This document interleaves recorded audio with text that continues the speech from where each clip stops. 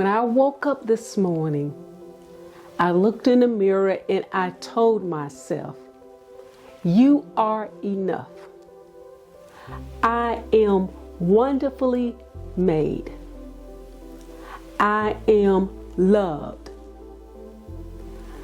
God is for me, and He's more than the world against me. Greater is God that's before me than my enemies that are behind me. I am enough. I am beautiful. I am created in God's image. God has so many blessings waiting on me. I love your smile, Margaret. I love your eyes. What did you tell yourself this morning when you woke up? Did you pour love into your heart? Did you pour love into the thoughts that you told yourself? This episode is about how do we show up for ourselves. Hey, the way I show up for myself is I practice meditation. I practice speaking affirmations to myself, affirming to myself how beautiful I am. But also, I practice neuroplasticity. Those are the three things that have helped me build a strong foundation and believing in myself. I'm made just like you, so I have shortcomings and I have weaknesses. But if you practice meditating and if you practice saying affirmations all throughout the day, and if you practice neuroplasticity, you will begin to think differently about yourself. You will begin to focus on new ideas for yourself, new images for yourself, new thoughts for yourself.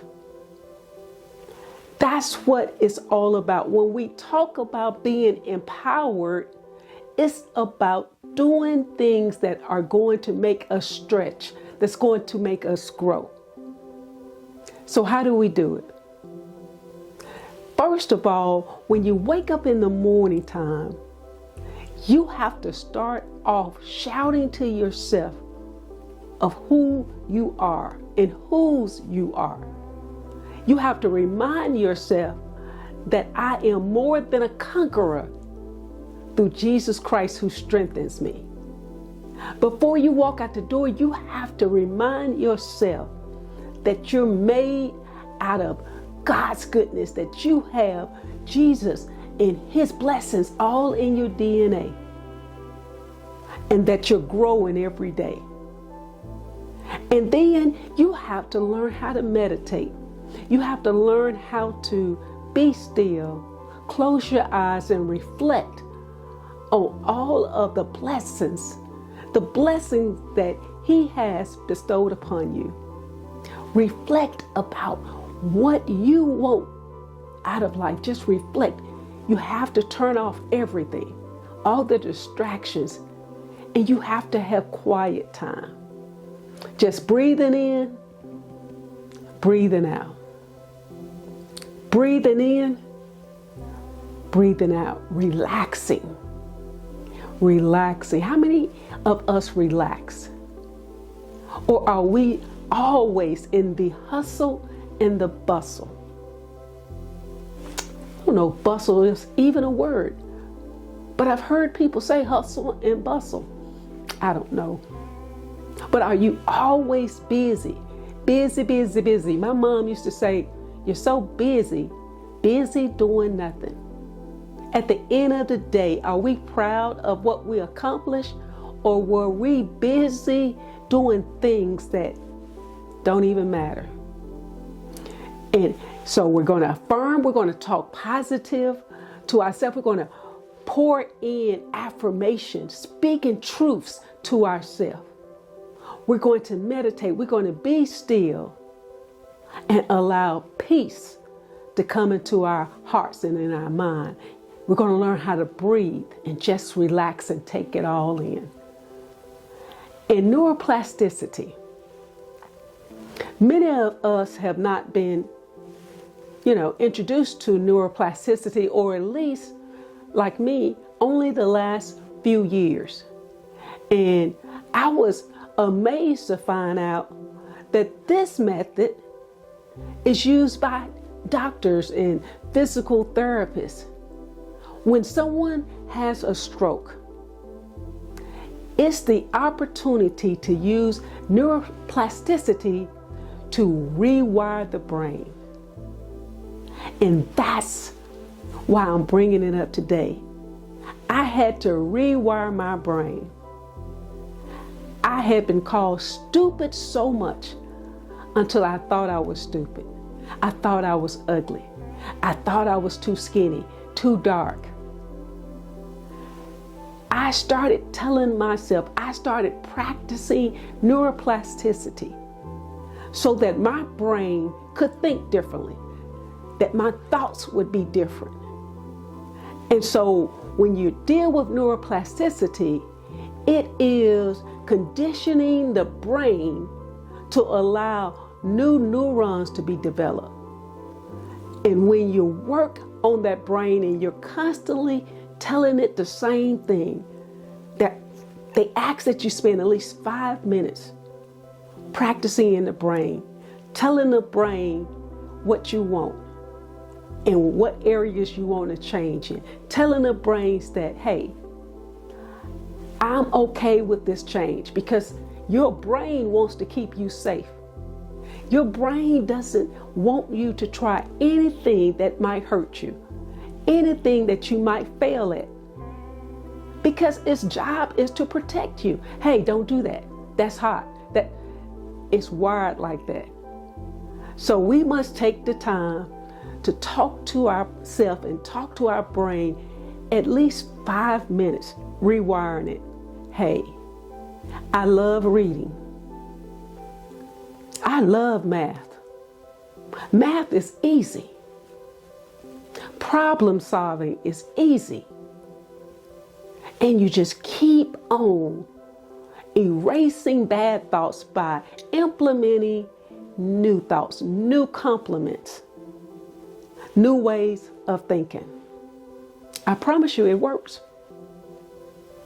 Just as quick as you can meet somebody and they tell you every day that you're stupid or you're dumb or you're not qualified, your brain hears that. That's why we're encouraged to watch the company that we keep. That's why we're encouraged to be around individuals that want to pour goodness into you, so that you can develop and be the best person and the best version of you. That's your desire. That's what I heard you say. That I want to grow. I want to be more. But the only way you can do that is you have to give yourself permission to fail. Give yourself permission to try things. Stretch. And so I'm asking you today to begin to say affirmations all throughout the day. Did you know that the first recorded affirmation happened in the early 1500s? In the 1500s, they realized the importance in speaking truth into yourself, allowing goodness to come into you, pleasant thoughts to come into you, calling what you want into existence. How powerful is that? And I thought our goal was to become empowered. And then meditation. The first recorded meditation occurred in the early 1100s. 1100, someone was meditating, relaxing, breathing, focusing, slowing down the brain. so that you would get clarity.